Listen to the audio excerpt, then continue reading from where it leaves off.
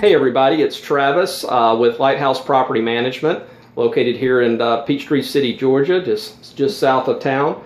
Today I want to talk to you guys about reducing vacancies. You know, when property owners call and talk to me about renting their property and they're quizzing me about different things that I've seen over the years, generally the concern is the condition of the property when a tenant moves out, especially for new or novice real estate investors. They're really concerned that the tenant's going to do all this damage. Well, obviously tenant screening is a big part of what we do. There's other information about that on our site, so we're really not concerned about that much, but we are concerned about the vacancy.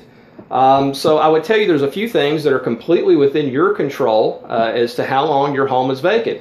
Number one, obviously, is price.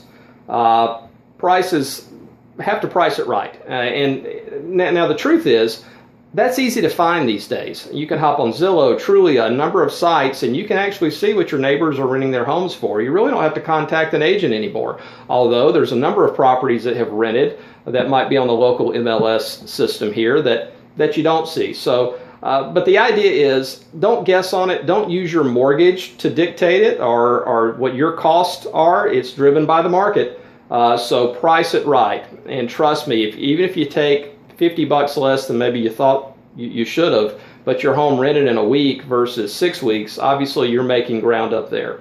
The other part of it is condition, and the easiest way to think about this is if you're shopping properties and you know you're an A1 tenant, which really that's the only tenants that we're looking for, the very best tenants. So when that tenant is shopping property, they're shopping condition. I mean, they are shopping price, but generally they're financially able.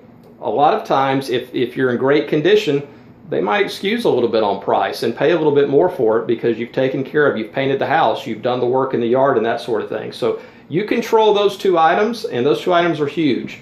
We have already mentioned another blog, your response time for the vacancy. A good property manager should take care of that for you. If not, you need to respond immediately to inquiries. And then finally, the most obvious choice, don't let your long-term tenant go. Keep good tenants in properties. If the guy's been there 2, 3, 4 years, taking care of your house, making on-time payments, when it comes time to renew a lease, let's clean a carpet, let's paint a room, let's do something to add value to your investment and make your tenant happy, and let's keep good tenants in the properties for years. You'd be shocked here at Lighthouse. We have some tenants that have been in the properties 7, 8 years. So keep good tenants. Best way to keep vacancies down. Thank you for listening. Hope it's been useful.